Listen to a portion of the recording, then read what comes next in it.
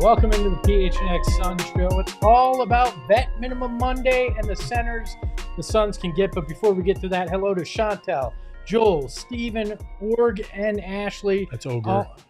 Ogre, Org, I don't care, whatever. Hi to all of you, whatever your names are, however you pronounce them. We're glad to have you here with us. I've got Saul, I've got Felix, and Gerald all here with me as well. Gentlemen, how was your weekend? It's good. Good. All right, let's get to basketball then. Some Suns news came out today we want to get to off the top. Nothing sexy, some things that we already knew were going to happen. But Matt Tellem is officially named the assistant general manager of the Suns, and Brian Gregory, a 19-season head coach in the NCAA, has been named as the vice president of player programming. And James Jones had a quote to go along with this today that said, "We're excited to add Matt and Brian to our basketball operations team. Matt's insight and strategic thinking are highly regarded throughout the NBA and will elevate our team. Brian's expansive coaching and development experience uniquely positions him to assist our coaches and our players." So, again, nothing that we didn't see coming. Gregory's connection, though, here, he actually was an assistant with Tom Izzo from 99 to 2003, and he coached one Matt Ishbia. So, Gerald, what were your initial thoughts with this? Yeah, I mean, Tellem is regarded as one of the more creative execs in the league when it comes to navigating, 3-team deals and also putting together packages that generate traded player exceptions, which the Suns won't be able to capitalize on that as a second tax apron team, but they do need a level of creativity in the front office if they're going to pull off any sort of trade with all the restrictions that are in place. So good hire there. Then Gregory has a background in player development. So it's probably something more on the executive side, kind of an in-between, executives, coaching staff, GM, that sort of thing. But obviously someone that Ishbia probably admires, given that he spent time there with him at MSU as well. So, yeah. Yeah, I mean, I like both moves. I mean, Gregory, again, I think the G League situation plays into him a little bit with the player development and stuff like that. And there's some history from Michigan State, so there's nothing wrong with that. And I love Matt. I think he's, everything I've heard, he's a genius. He's great at finding loopholes. Now, again, there aren't too much to find, I guess, right, in the second apron. But it's like having the best driver and you give him a fucking Yugo. Yeah. If he can find a way to make that Yugo hum a little bit, I guess so. So yeah, I mean, I think people are thinking too short term. I think these are long term decisions as well. We're not going to always be in this situation, and so you get the guys on board and get them familiar with our program and organization. And down the road, I think these things pay dividends. So I like both hires. I mean, I've heard a lot of great things about Tellem. And Gregory coached, I believe, coached at Southern Florida for a little while there. And I mean, it's a development play, obviously. They're trying to shore up things on multiple fronts on the backside. So, these moves, we never really know how impactful they really are unless you're inside that building. So it's just news of the day. Yeah, Gregory coached, head coach at South Florida, Georgia Tech, and Dayton in his time in the NCAA, as well as that assistant coaching job. I tried to get some more insight. I couldn't get it confirmed, but my guess is he's going to help build the G League and the way that they run that, as well as player development when it comes to the back half of the roster here in Phoenix. We'll share more with you as we learn it, but wanted to pass that along to you. But obviously the big news in the NBA, Game 2 of the finals took place last night, and the Celtics won 105-98 to take a 2-0 lead. Jason Tatum still hasn't found his rhythm offensively, but this Celtics team is dominating at this point. Are we? I mean, we've been there. We've had the 2-0 lead, and we know how that played out. But there's only been a handful of teams that fell to that fate. Do we feel like this is the Celtics' 18th championship?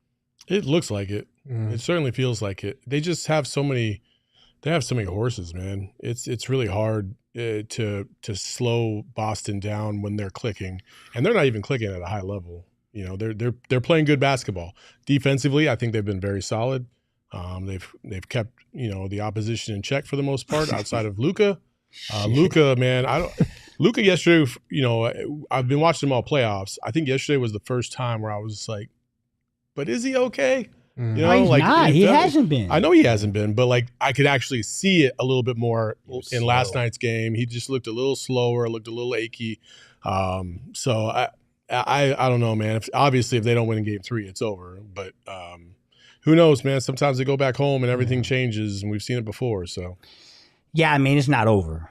I ain't gonna be that. I ain't gonna be that guy to say it's over. You learned your lesson. Yeah, of course. I mean, listen, I don't. I take my time with it. Let it play out. I don't think it's over. It's over if they win Game 3, Celtics. But listen, the Celtics defense has been incredible. This is my problem with overreactions that happened before the NBA Finals. Luka and Kyrie are the best backcourt in the world, best backcourt ever. Go look at Kyrie. Kyrie's fucking shit in the bed. Kyrie is getting absolutely clamped. Yeah. And last week, this was the best backcourt the NBA's ever seen. you said that last week, and I was like, man, I didn't even hear that. But You- okay. you- Someone said that. You I heard think it was that. Stan Van A lot of Gundy. people said it. Yeah, it's been out there. And so I'm saying, well, let's talk about maybe the best defensive backcourt in Drew Holiday and Derek White. So listen, the Celtics are very good, You can't leave man. out Jaylen Brown either, because he was. Oh no, Jalen was on the island clamping Kyrie, right? So he was D'ing him up. Yeah, they're all playing terrific. I think the strength in numbers, the Celtics just have too much numbers. Luka, they're asking him to do way too much. Their defensive principles are very. I mean, it's impressive, man. They're not sending two to the ball. They're saying, "Go ahead, you want to beat me? You beat me. We're gonna clamp everybody else." And so, shout out to the Celtics, man. They're doing a phenomenal job right now. How about Kyrie throwing it out there that he was surprised that the Celtics fans weren't louder in Game 1? They put it on the Jumbotron, the quote, and then they gave it to him all night. Every time he touched the ball, they booed the hell out of him last night. Yeah, I mean, you don't want to be that guy. I'll be that guy. It's over. Like, this series is over. All right, dude. Like, I haven't seen anything that makes me feel better about the Mavs in this matchup. Game 2 was a game they had to win because that was the one game where the Celtics shot like shit from 3 and they didn't get it. They're not generating corner threes. They're not generating ball movement. They're not getting to the rim. And the Celtics, like, that's one of my big takeaways is, yes, the Suns need to shoot more threes to be able to keep pace with some of these teams, but they also need to be able to attack the rim the way that Boston did because they've been dominant through the playoffs and through these first 2 games at attacking the Mavs defenders, getting to the rim and finishing. And they're just daring the Mavs role players to shoot. I think I saw this stat that's crazy. Luka has 8 made threes in the first 2 games. The rest of the Mavs combined have 5. There you go. That's insane. Like they're daring guys like Derek Jones Jr. and these other guys to shoot, and they're not making them pay for it. Sound familiar? Yeah, and Luka, like, look, they got 2 games in between, or 2 days in between games now for Game 3. Maybe Luka gets right in that time, but man, if he's having to labor and take shots on the perimeter to do everything for the Mavs offensively, and then defensively they're targeting him every time down because he can't move right now, and he's not a great defender to begin with. So if you're the best offensive player and also the pigeon defensively, I don't know how that changes in 2 days of trying to get healthy. Well, and the Celtics haven't even played to their highest level yet, which is the crazy Yeah, thing. you haven't had a Tatum game yet. Yeah. I mean, they've dominated, and Jason Kidd's card of trying to fracture the Celtics by saying Jaylen Brown was the best player, and then they tried to make Drew Holiday choose with the media. Like, worth a try. I think they've played a lot of their better cards at this point. I don't feel like they're in much of a position to figure this out at any point. So I think it is pretty much a fait accompli with that group. I think the Tatum stuff is so stupid.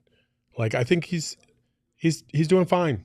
He's He's not scoring crazy amounts of points, but he is still an attraction out there on that court, and you have to account for him. And he's, like he said in his postgame presser, like he's trying to do other things to help make an impact. And it's not always just about scoring the most points in a game. And I think he's been fine.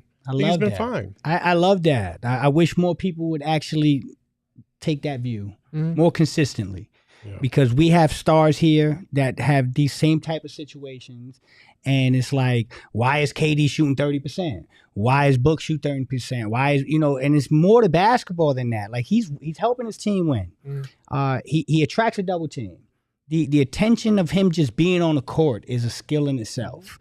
And so that's what I'm saying. Like, we got to stop scoreboard watching. I think Tatum's doing what he needs to get his team an NBA championship. They're up 2-0. I think with Tatum, like, the jokes are fine. I get it. It's warranted because he's shooting like shit in the first 2 games. He shot like shit the last time he was in the finals. The 2 things that people have always used to clown Tatum is that he's failed to get to the top to win a title. He's probably going to do that here very soon. And the other thing is that, like, he hasn't been that guy in the finals. His team doesn't need him to be. And I think a lot of the criticism of Tatum stems from our kind of jealousy that, like, he doesn't have to play at otherworldly levels for his team to win because Boston's roster is so stacked. Like, let's be honest. We look at our team. We know that Book and KD and Beal all have to be on for this team to even get close to that level. Boston's not built that way. They're just a superior roster in that regard. So Tatum doesn't have to be this guy that's carrying the team on the back. He can be. He hasn't been in this series. But I do think a lot of it just kind of stems from, man, why can't my team surround my stars with that type of talent? And I think you hit on exactly why you can't have that conversation about a Book, a Beal, or a Durant is because you can have that conversation when your team's winning 2 finals games and you're not shooting well, but you're passing the ball well and you're helping on the glass.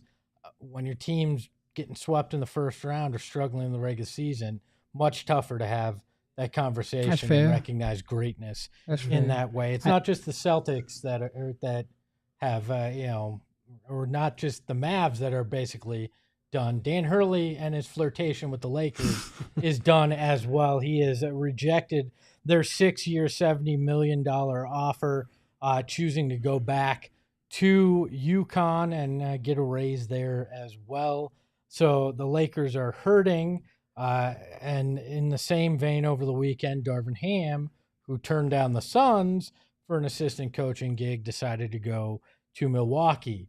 Are these 2 things connected in terms of helping the Suns maybe this offseason? I don't know if they're connected in that way, but Darvin Ham, let's start with Hurley.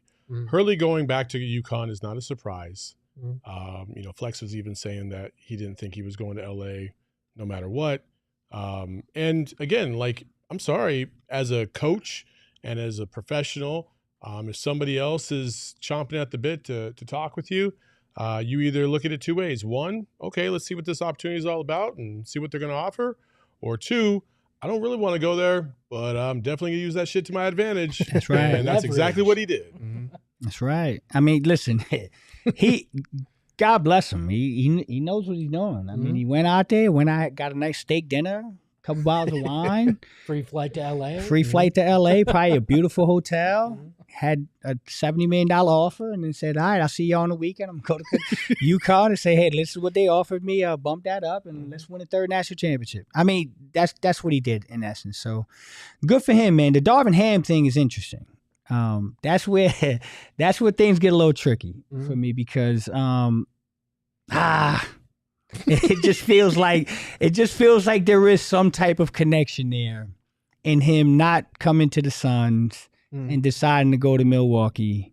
But why? Are we tinfoil hatting this year? Maybe. Are we really going to go, Lakers can't find a head coach? Is that partially because nobody can get LeBron to commit to, so these coaches are, I don't think that's the case. I think that could play part of it. If I'm Dan Hurley and I go, I can get 6 years, $50 million from UConn and live like a king in the NCAA, or I can take a chance by taking this $70 million offer from the Lakers, but I might not have LeBron and I might just have Mr. Glass. Maybe I'll just go stay where I'm comfortable. And then you got Darvin Ham, who turns down Mike Budenholzer, the head coach that he worked under in Milwaukee and decides to go work for Doc Rivers, of all people, in Milwaukee. To me, I start going, maybe, just maybe, the Suns said to him, you may wind up having to coach LeBron James again. And he went, I did 2 years of that. My stint's done. I'm going to go to Milwaukee where I can work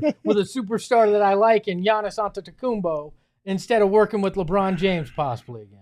Then what are you talking about? I'm saying. You said tinfoil hatting this. Yeah. So I'm like, well, the tinfoil hat is that LeBron's coming to Phoenix because these two coaches didn't choose what was offered. So are you them. saying in what you just said, do you not believe it or you do believe it? Well, when I go tinfoil hat, I believe it. Other people. You confused me with it. the phrasing. I was like, wait, I thought you said this is not a tinfoil hat situation. My bad. I mean, I think maybe you can connect those dots. I don't want to read too far into it at this point, because I do think there's something to be said for, like, Darvin Ham spent 4 years in Milwaukee. I think Woj mentioned in his article his relationships with several Bucks players who are still there, like Giannis, like you mentioned, matters. Also, the fact that, like, Doc Rivers could not be long for this job. That's like, true. He could very easily be fired within the next year or so, and guess who's now first in line to get that new job? That's true. Like Darvin Ham. And it's in a spot where he was an assistant, so you got to believe that, like, if he joined Budenholzer's staff, he would probably know there's a good chance I'm not going to get his job. I've worked behind him before. Right. Doc Rivers could be the old yeller in Milwaukee after not too long. Yeah, but I mean, do you go with anybody on Doc's staff in that case? Like, at that point, aren't you rolling the dice that you're going to get thrown out? I think this is all tied to LeBron James, and all signs point to LeBron to Phoenix at this point. I'm not going that far yet, but here's what I will say: the Lakers are struggling to get a coach. It's clear. Like, this is if you don't realize that by now, you're not paying attention to what's going on. They are struggling for anyone to take that job. They're fucking giving it away, like on a silver platter. No one wants it.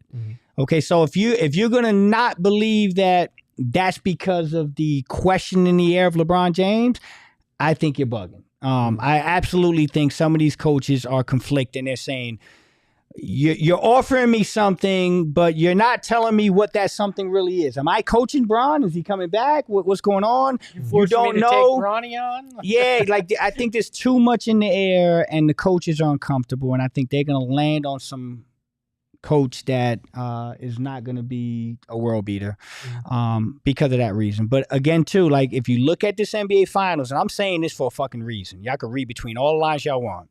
Okay, if y'all watching this NBA Finals and you're a superstar that is trying to get another ring, and you're watching how fucking good that Boston team is, you're gonna need some help. You're gonna need some help. You need a lot of help, or you might have to go help someone else. And so, yeah, I'm saying that for a reason, guys. I mean, the Celtics are far and beyond everyone else right now. They're proving it, and yeah, I think there's a certain person that's sitting down on his couch watching this game and saying, if I go back here, am I really even anywhere close to that Celtics team?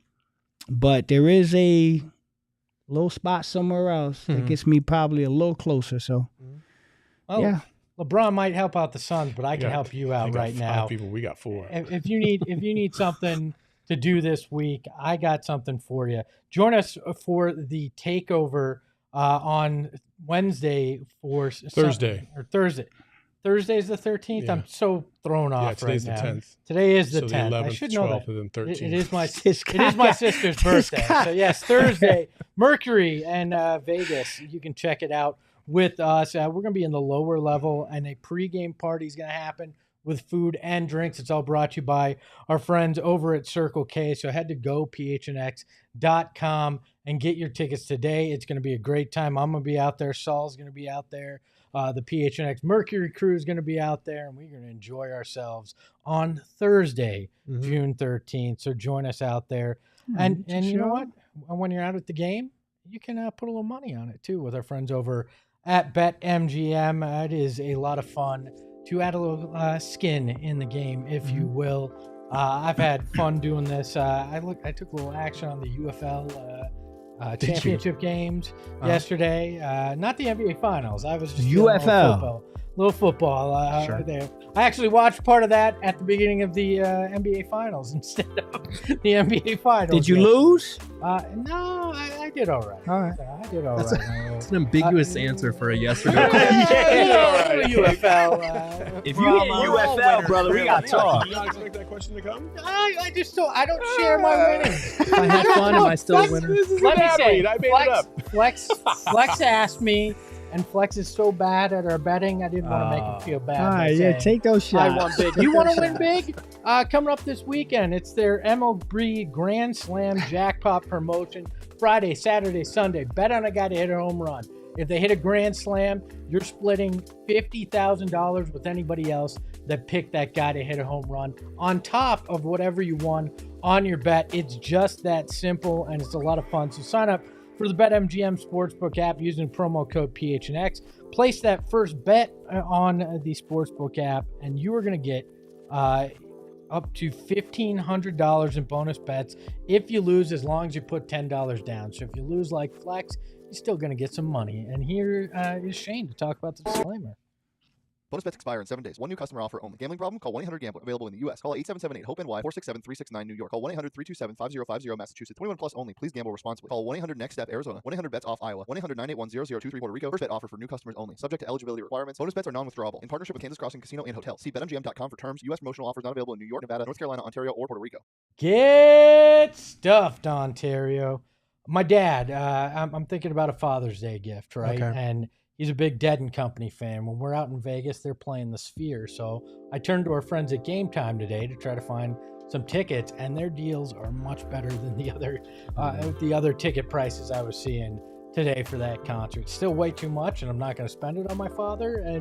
But I might wait till the last second and decide to do it eventually. Damn, Espo. And then he's going to have to buy his own plane ticket to get out there, too. So I ain't buying The that. moral of the story is you can get cheap tickets on Game Time, but not for my father. Not for my dad.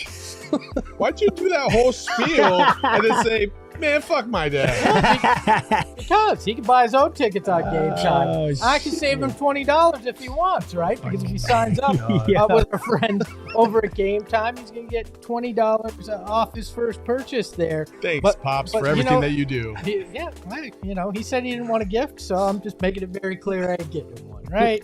But look, I love some of the things that they have, though. Last minute deals like we talked about, but they have flash deals. You never know when one of these is going to come up, and you'll be able to save extra money on the show you want to see. They have zone deals where you pick the section you want to be in, and they're not going to tell you where the seats are, but you can get a deal on them, and then they're going to put you in seats in that section. They got all-in pricing, lowest price guaranteed, and the ticket coverage, which is unbelievable. You lose your job, they cover you there.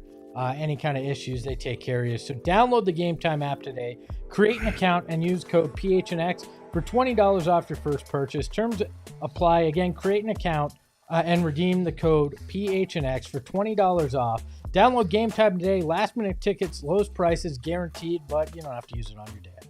All right. Look, let's take a look at a few super chats before we get into the meat of the program today. James Johnson says, keep up the great work, gents. 2 things. Like the idea of trading Nurk and a pick to get more flexible. Last flex, my man, with the hoodie drip. Where can I get the book was here hoodie? Go Suns. I couldn't. Impossible, brother. Sorry about that one. Okay. Why is it impossible? They're exclusive To where? to Flex in his closet. Oh, Look, if for $3 grand, dog. I will steal one of Flex's and mail it right to you, James. Those are they weren't for, they're not for sale. They're just My man Saint Shitbag in the chat. Doc Rivers equals NBA Mike McCarthy.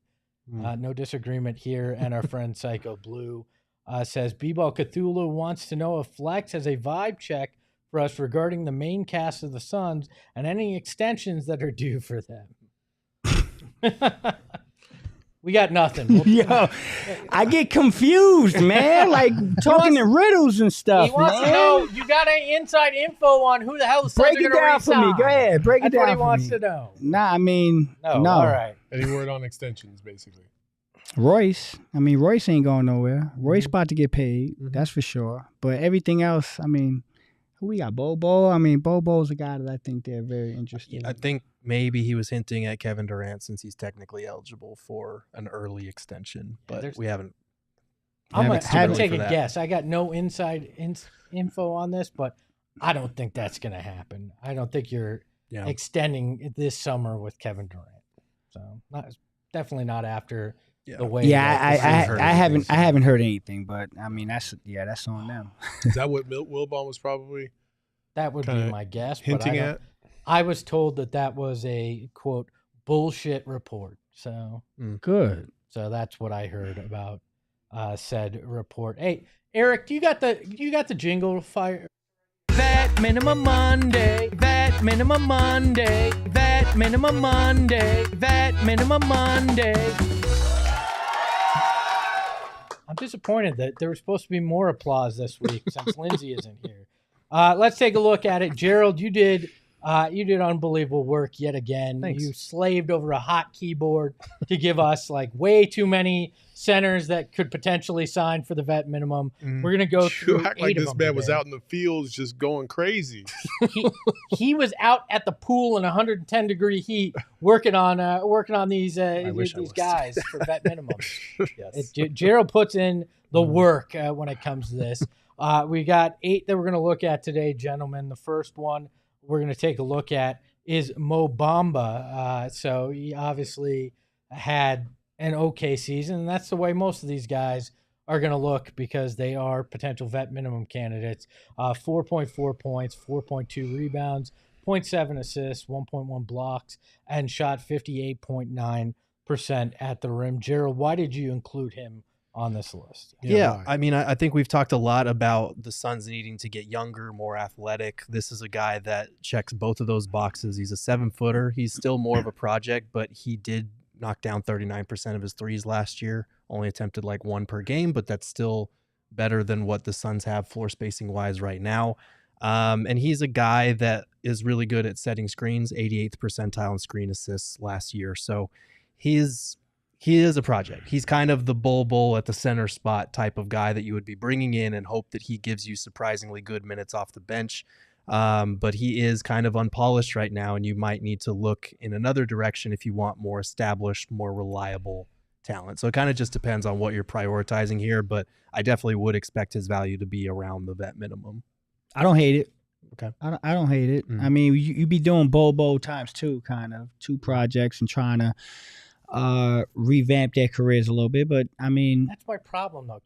Can you afford at a position that you need the help that they need to really go in on another project? Like I get that sometimes you need to take a big swing when you're signing a vet minimum, but I feel like this isn't the position to hope that you're going to hit on a guy like that. I don't think your hopes are high on Mo Bamba in the first place. Like Mo Bamba has been an absolute underachiever in the NBA. He has not been very good. He was drafted far too high in the draft in 2018, and he's okay at a few things. He's not great at anything. So this is a hard pass for me. Like I with the injury concerns too, to accompany that, I just don't see the point in trying to get some guy in here that is wildly been unsuccessful in the NBA. But Flex, what do you see as a prospect? You're saying the upside and potentially that's what it is. Flyer, but why do you like the upside of this guy? What part of the upside do you think he can? Athleticism, physicality, the fact that he shot almost 40% from 3, and he's shooting the ball better. A guy like Mo Bamba, it reminds me of that 7 seconds or less Suns team that was very good. Their center was Stephen fucking Hunter. And Stephen Hunter wasn't a good basketball player in the NBA until he came to Phoenix. And then he fit in the right spot and ended up doing well. So if I'm going to take a flyer on a minimum guy, I don't want it to be some old minimum guy. I want it to be somebody that we can bring in, develop, and maybe get some of that untapped potential that may still be in there.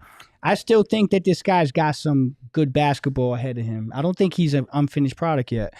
So that's why I don't mind it. I mean, it reminds me of Bobo. I think Bobo showed me enough this year to kind of warrant taking another risk like this.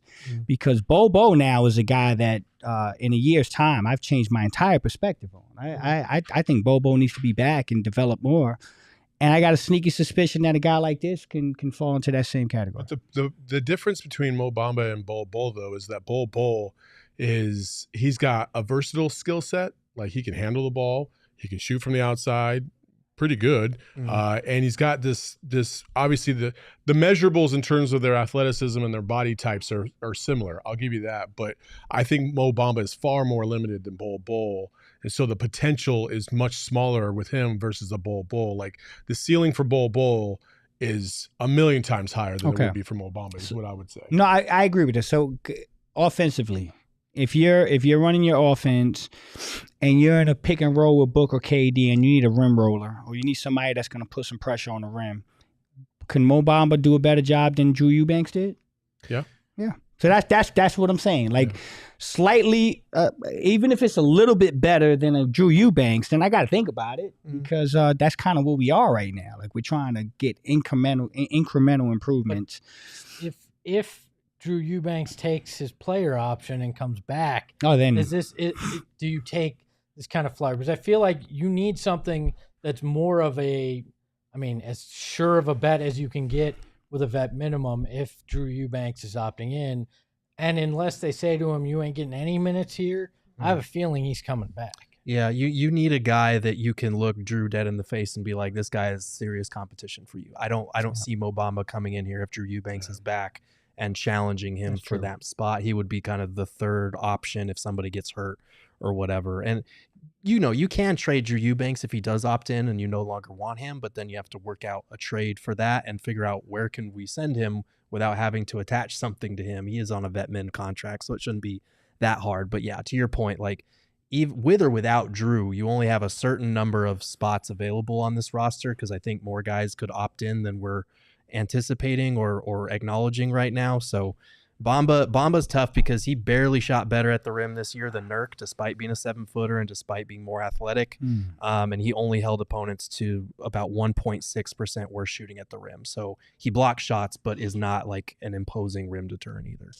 Yeah, and I don't know that I trust the 3-point percentage on one a game. What does that look like if you try to expand it out? That's true. If Coach Bud wants to have his bigs do that. A guy that I like a little bit more, Luke Cornett here for the Celtics. 5.3 points, 4.1 rebounds, 1.1 assists, 1 block a game, 73.4% at the rim. I think the biggest difficulty would be, are the Celtics actually going to let this guy get out of Boston without making him some kind of offer that's maybe better than a vet minimum? I mean, he was playing like hot trash the last couple of weeks, but the Boston does like him. He played pretty well for them this season, surprised them, I think. And so I would be surprised if Boston let him go. But again, Boston is also has same restrictions as we do. Do they have his bird rights? I'm not sure. I don't. So you have a couple things that are kind of playing against you in that regard. They do have his bird rights. So there's another one. So I'd be shocked if he hit the market.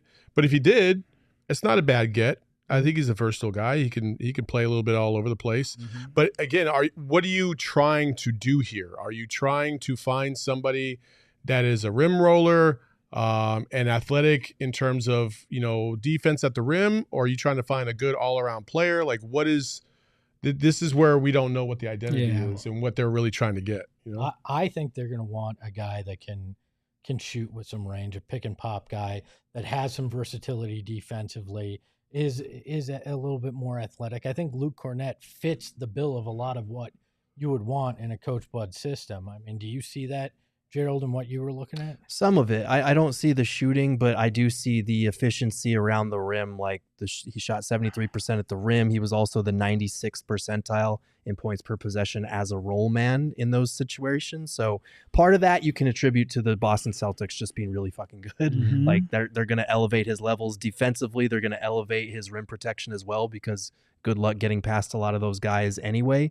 So there's a chance a lot of these numbers are a little inflated by the team he played for, but 7-foot guy, protected the rim really well, finished really well around the rim, 89th percentile in screen assists per 75 possessions. So again, another guy who's going to come in, set sturdy screens for you to help free up your big three.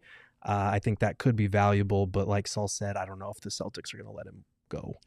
Yeah, I don't think the Celtics are going to let him go. I don't. But I mean, I'd definitely be intrigued if they did. And it's more about the culture for me. Like, we know what he can do on the basketball court. There's limitations. This guy's not great. But he does some things within a team concept that I like. And coming from a Boston team that potentially may win the NBA championship, that's something that I would love to have in my locker room, a guy that's coming from that system, that culture, and has won and knows how to fit in as a within a group. So I'm not opposed to it. I'm not going crazy to get this guy signed, but I wouldn't be opposed to it. I mean, at a vet minimum, you're not going crazy to get any of these. I guess, signed, we're in, all these guys are lesson under. last year.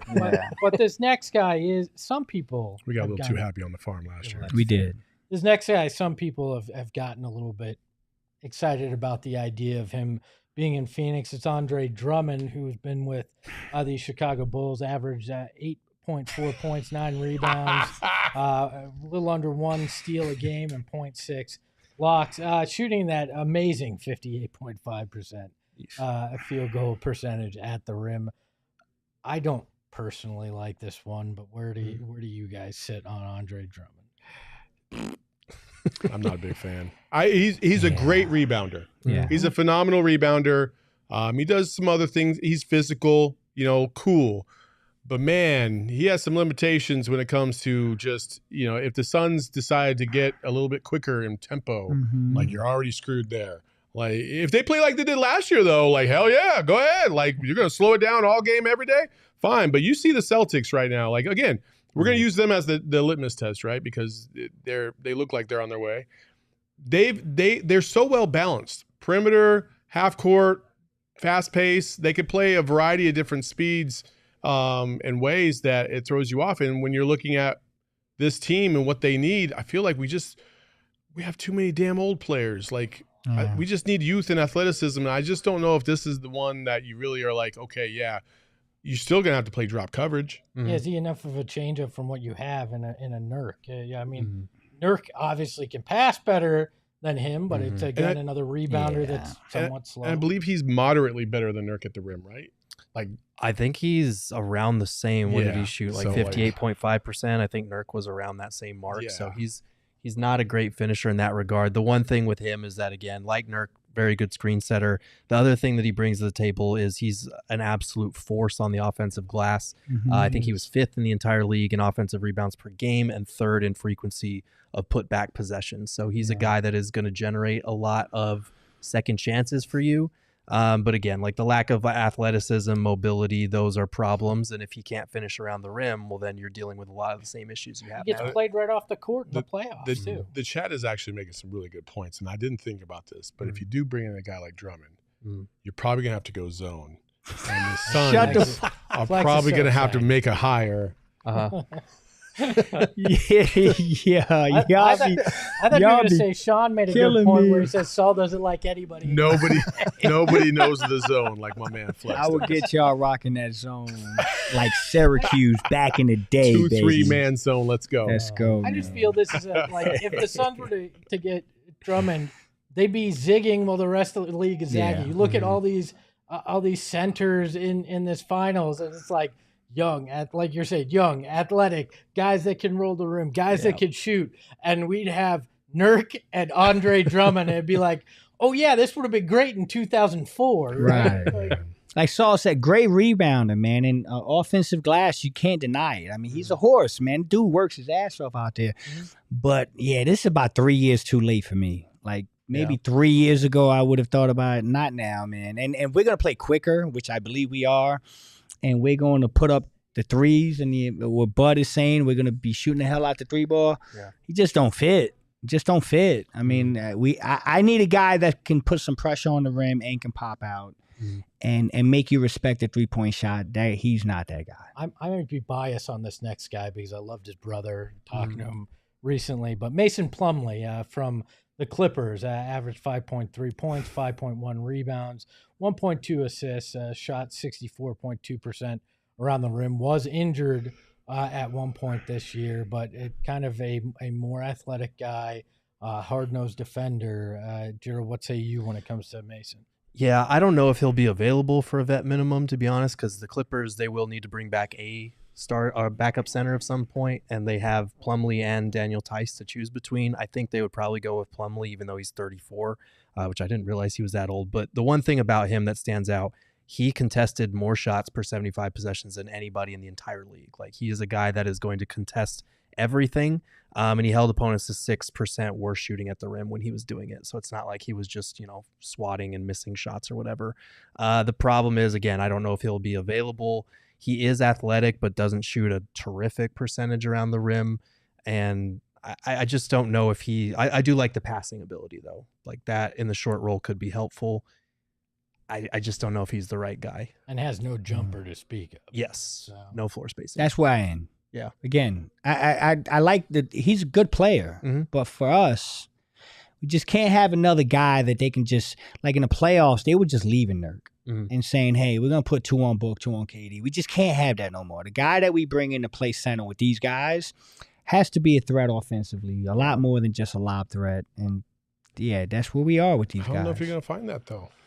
Yeah. Well, you're going to find one or the other. You're not going to find a guy that's a lob threat and can shoot. You're gonna have to accept there's no deficiency on one way or another. That's kind of why we do these lists, is to let you know like what is realistic and what you can expect. And there is not a vet minimum signing out there unless they really shock the world and get someone for way below market value that's going to check all these boxes. That's right. So, no, because if you get shooting, you're likely going smaller too, so you're losing size with a lot of these. I'm not as down on Plumlee. I like the athleticism. I do like how tough and gritty he is. I think we could have used a little bit of that. He plays with a little bit of emotion and energy. And obviously you can throw the lob to him. He's shown that he could do that. So I do like that. Again, you're splitting hairs in terms of like how much do you like a guy over another guy. Like I think I like him moderately more than Mo Bamba, but that doesn't mean that I agree with that. I think you should sign him today. He's the guy I like on the list the most. Is that fair? Yeah, no, that's fair. I think he up to right now. Up until now. Up until now, he's the guy I like the most. Sure. I mean, I think my biggest question is if Nurk is played off the floor, assuming that Nurk's going to still be your center, played off the floor in the playoffs, can you replace him and give the Suns what they need? I'm not sure that Mason is that guy without no shooting ability, isn't can play a little bit better defense, but I don't know. I'm not feeling it. He won't be in my inner circle, but you can be in Circle K's inner circle. Super easy. Just download their app, sign up for the inner circle, and you're going to save 25 cents on your first 5 fill-ups. Then you're going to save 3 cents after that, and then you get to my level, you'll save 5 cents every time. And that's nice during the summer when you got a road trip or whatever you got planned. And you know what? You're probably going to need refreshment this summer. It's hot out there. You're going to need a nice drink, and they've got their Frosters or Polar Pops, 79 cents. But if you're a member of the Inner Circle, you're getting them for the low price of $69. Nice. It's any size. You can get it today. And you're also going to save on all sorts of great other things as well when you become an Inner Circle member. So check it out. Join the Inner Circle for free by downloading the Circle K app today. Terms and conditions apply at participating locations. Visit CircleK.com for details. And if I had bought my dad tickets to see something, I could have stolen the ticket stub and then gotten a margarita or a beer for a penny. Oh, there you go. Because I wouldn't let him do it. I'd just take it for myself. And you can do that with our friends over at Illegal Pete's. Their epic sound check deal. It's just super remember, easy. Ro watches how you treat your dad. Oh, I know. All right. I know. Just saying that. She also knows that my dad's super sarcastic, and this is kind of our love language with each other. So this is almost his Father's Day. So it's the love. Doing this. Okay. So, but Illegal Pete's will take care of you this Father's Day or any other day that you want to go out there. They have the strongest margaritas in Arizona. I arm wrestled one, it kicked my ass. So they're that strong. And they've got unbelievable bowls, tacos, salads, burritos, nachos. I like the quesadilla. Saul knows I'm a sucker for a nice quesadilla. But I'm also a sucker for a nice full bar. No, I love them more than most. So you can get custom cocktails and beers and piping hot quesadilla. Remember, Illegal Pete's is here to bring you a win with their legendary sound check deal. Bring in your ticket stub from any ticketed event. Get a draft beer or house margarita for a penny. Illegal Pete's wants to celebrate with you, whether it's a pregame or postgame party. They got you covered on all your game day needs. Must purchase an adult entree to redeem Illegal Pete's sound check deal. Illegal Pete's, your go-to spot for burritos, buddies, and beer. All right, we got some more centers to go through, and maybe we'll find a match that we want to swipe right on. It's right? I never used the dating apps, Gerald. Was it? I got no swipe idea, right brother. for the ones I you didn't like? use one that swiped. Okay. Well, we'll assume it's I swipe mean, it was right. like 10. It's been 10 years. I haven't saw. I think No, swiping 10 years right for me. is. I can't remember if it was right or left. I think swiping It's been right is 17 the years right, for yeah. me. They didn't have apps when I got off. I've I never- mean, I was never single used for like a year, and I was just like, all right. My wife's So, home. She Let's knows I never swipe use left, them. swipe right. Let's find out. Xavier Tillman is the next big that we're going to take a look at. 5.3 points per game, 3.9 rebounds, 1.4 assists, 0.8 blocks per game, and he shot 57.4% around the rim. He is, I think he's the youngest guy on this list. He's 25 years old. He is a more of a small ball guy. He's 6'7", but he does make up for that with a 7'2" wingspan. This is the most, if you're looking for a guy that in a playoff series, you need to be switchable. You need to have somebody that can survive on an island against mismatches. Tillman is the guy. He is the most switchable guy, big on this entire list. And he actually protected the rim really well too, despite being undersized. He held opponents to 8.7% worse shooting at the rim. The problem is the offensive flaws are really noteworthy. Like you look at his numbers, he shot 43.7% overall, 24.7% from three, and 44% from the free throw line. So offensively, he is not good. Not good at all. This would be a defense-only acquisition. And he's probably maybe the best switchable big on this list, but it is a lot to overlook on the offensive side. Yeah, it's painful, man. He's It really hurts. He's 6'8", so you're losing size and you're not even gaining the shooting. Like that's a no for me, dog. As my third string center, That's where Love I'm it. going. That's where I'm going. not as my go-to backup. I would love to have this guy waiting in the wings if you have a matchup where Nurk and your backup can't stay on the floor. That's when you throw Tillman out there, but as the go-to backup, that might be a stretch. So you're assuming in this case, not Plumlee, Eubanks is gone, and you're looking for two centers on this. Okay, Yeah. I could be all right for that as a switch up. But Yeah. If defense for offense, of course, but the offensive limitations are way too scary. I love the age. He's tough, man. This guy, I mean, he brings energy. He'll bring different dynamic to the game as far as toughness and that stuff. But again, man, you're not gonna be able to get everything with this vet minimum stuff. And his flaws are way too much offensively for me to get behind. That's where you asshole. No. Yeah. No. We all got so frustrated at Nurk for all the missed layups. And the offense wasn't to the caliber I think everybody wished it was. His facilitation was okay. Defensively, he was all right. He was a little bit limited on the perimeter. And you're looking at this guy, and he's better defensively. I'll give you that. But offensively, does he become a problem for you offensively is the question I would have. And I think even though you might even have all three superstars out there at the same time, you still are like, my guy, it's a layup. Yeah. You know? Oh my guy, you're wide open. There's not a guy dude, within 5 feet of you. all you have to do is just dunk it. In his defense, his field goal percentage, he spent most of the year with the Grizzlies, shot up by 11 points when he joined the Celtics. So when he joined a team that had actual NBA talent, he was not as terrible, but I get it. still. Yeah. Brian says, we really down that bad? Yeah. Yes, we are. It's vet minimum Monday. That's Yeah. where we're at, all right? Right. We could do not able to sign Mondays, but that's not going to be much of a fun day to Pie go in the through. sky Monday. Yeah, we did that one.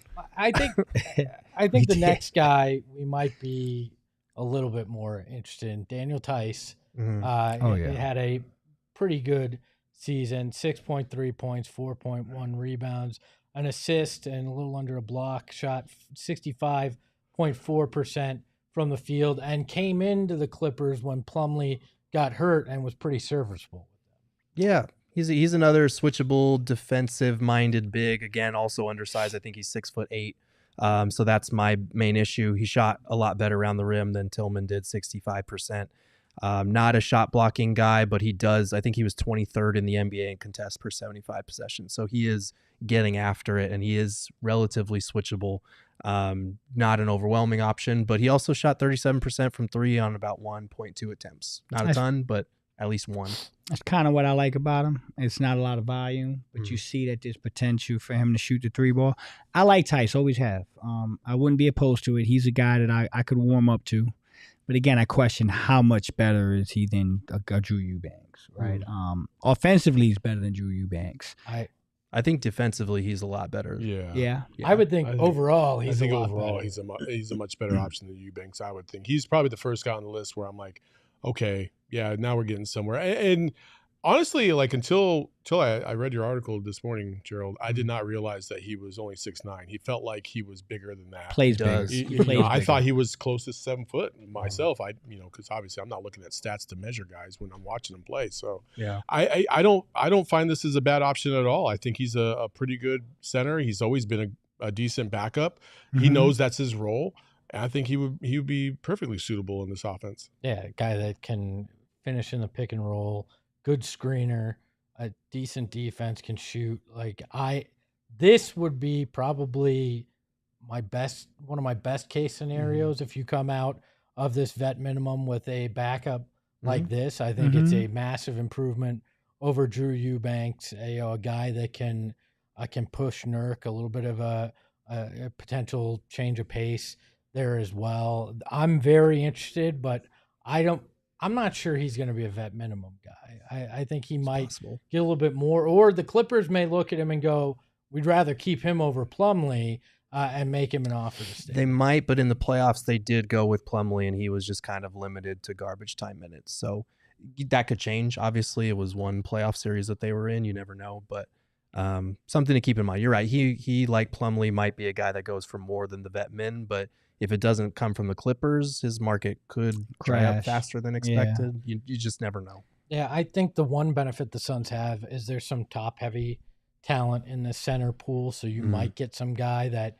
the musical chairs just kind of run out, and their best option is to take a vet min with a good team to try to up their value for somebody else next summer. So next guy, let's see if I get this name right. Goga Batadze. Is our next from Orlando. Another magic center that we can look at. 5 points a game, 4.6 rebounds, 1.3 assists, 1.2 blocks, shot 66.7% around the rim. I misspoke earlier. I said I thought Tillman was the youngest guy. Batadze is actually only 24, so he's the youngest guy on this list. I think a lot of this for me stems from what he showed when he filled in for Wendell Carter Jr. last year. In his first 20 starts for the Magic, he put up 8.3 points, 7.1 rebounds, 1.9 assists, 1.9 blocks, shot just under 59%, and held opponents to 11.7% worse shooting at the rim. So he stepped up for one of the best defenses in the NBA, filled in really admirably. I don't know if he's starting caliber. As the year went on, his numbers kind of regressed back to earth, but a lot of that had to do with Wendell and Moritz Wagner getting healthy. But I do think he's shown some things that could help. Like he was 91st percentile in screen assists. He's a really good passing big.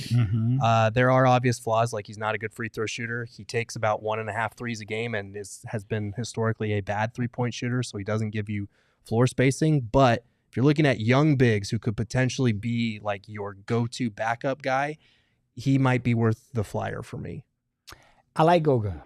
I like Goga when we were talking about earlier in the trade deadline.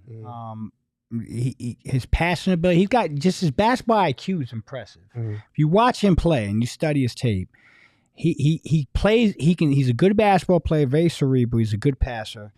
I think he's the guy I would take the most so far on this list, just because of his youth. He's the Mo Bamba situation, just with a little bit more upside, and just between the ears, I just like his way of understanding the game of basketball. You can tell he's one of those guys that's he doesn't have all the skills, but he puts it together in between the ears. We can record you for these vet minimum Mondays. I mean, and then a thumbs down. I mean, and we're like, gonna move on. there's nothing that excites me about him. Like, he's okay. He's okay. He's not anywhere near the top. I'd say he's probably middle of the pack for me. He's just okay. He's an okay. I don't even know. Again, like, you're comparing him to what we have a backup right now. Like, how markedly better are you going to be with him versus Drew Eubanks? I don't know. I mean, if he's okay, we'll be a lot better. I think the potential's high. If I'm going to take a flyer on potential, unlike Mo Bamba, this is the kind of kid that I'd rather take a flyer on and see if I can turn him into what he was, and a little bit more from what he was in Orlando at the beginning of the season. This guy, and he's got a fun name to say, and that's all. He does. I think if you got this guy for a vet minimum, that would be really good value. The problem is Magic's have his bird rights, and they do have a ton of cap space.